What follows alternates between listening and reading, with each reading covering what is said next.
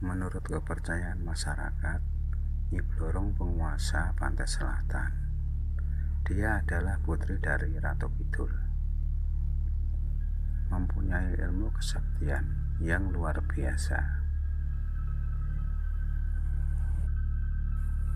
Kabarnya juga mempunyai pengikut berbagai makhluk halus yang disuruh untuk menggoda manusia biar terjerumus ke dalam kesesatan untuk memujanya, bahkan berjanji memberikan harta berlimpah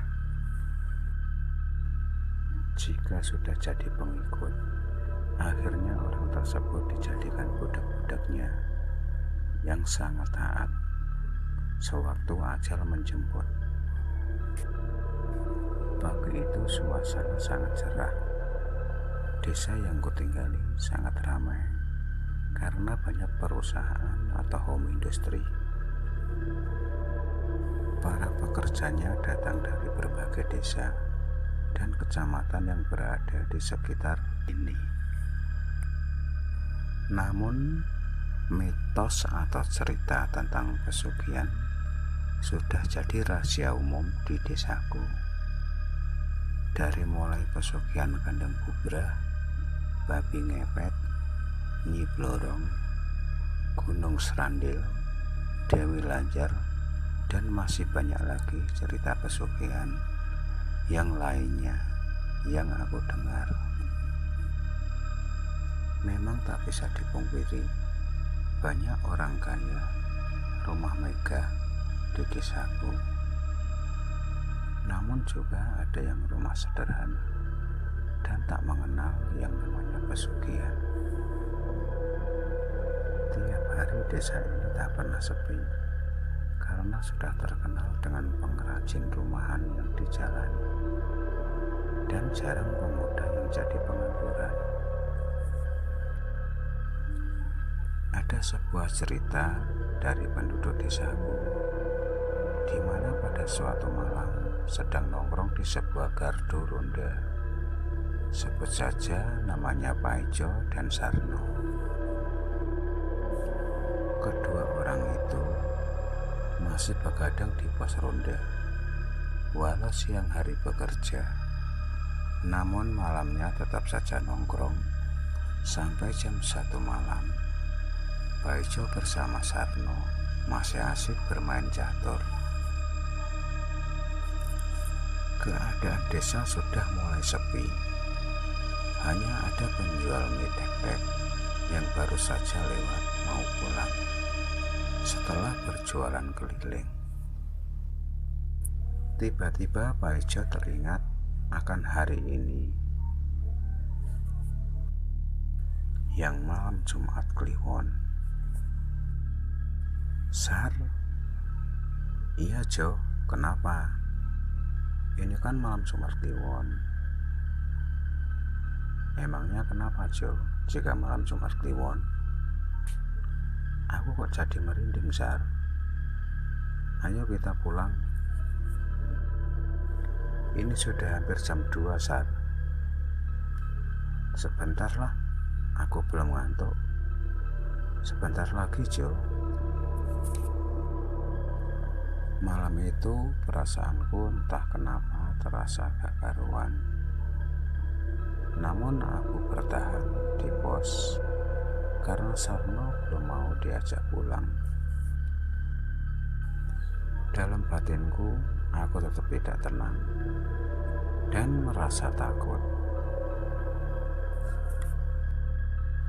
Berselang beberapa menit kemudian, aku dan Sarno mendengar langkah derap kuda dari kejauhan. Sar, ada apa? Kamu dengar derap kuda apa enggak?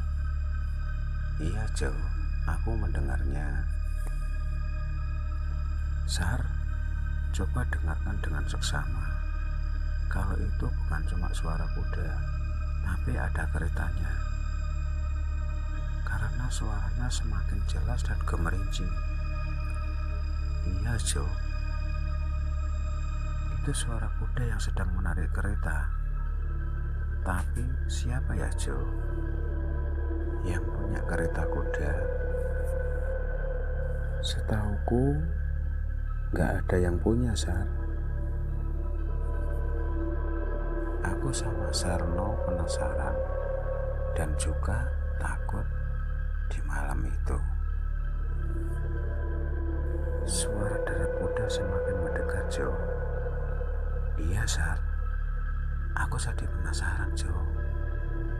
Tapi kenapa aku juga merinding ya? Ya sudah, kita di sini saja menunggu. Ada apa sebenarnya? Dan kudanya siapa yang malam-malam berjalan? Dengan rasa takut, aku dan Sarno masih duduk di pos ronda, ingin mengetahui siapa yang membawa kuda di waktu malam hari. Karena pos ronda itu berada tepat di perempatan jalan.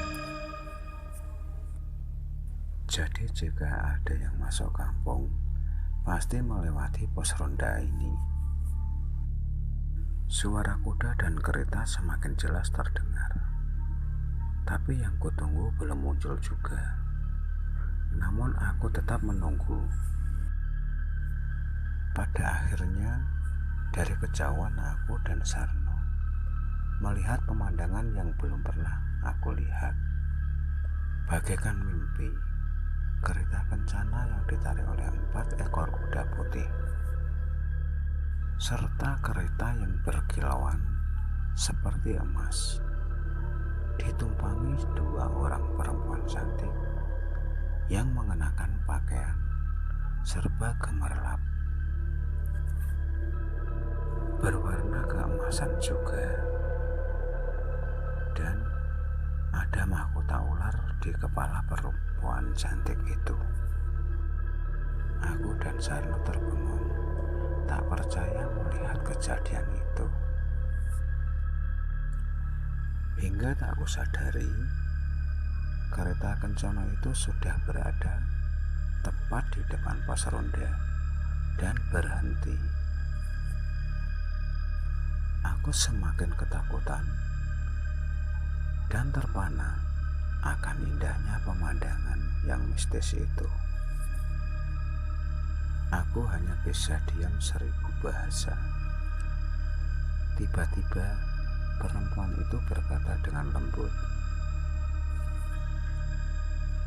Dengan rasa takut dan gemetar, aku menjawabnya.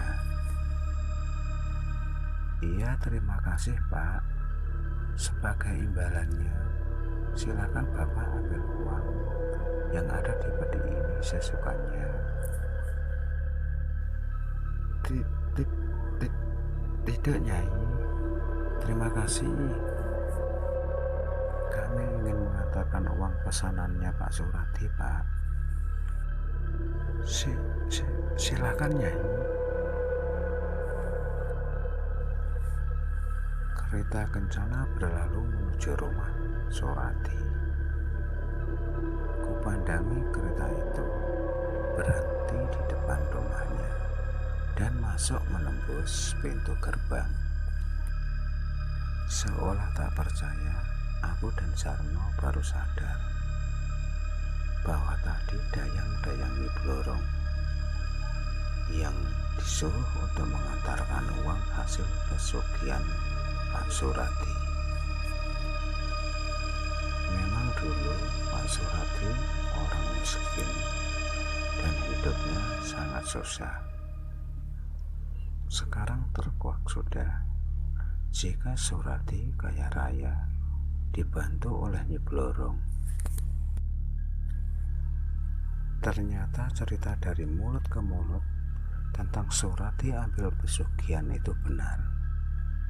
Begitulah alur cerita misteri Surati yang kaya lantaran dari Nyi Blorong. Sampai di sini dulu cerpen misteri yang didesas-desuskan masyarakat beberapa tahun yang lalu di desaku tentang pesugihan Nyi Blorong. Dan jangan lupa like, share, komen, dan subscribe. Terima kasih.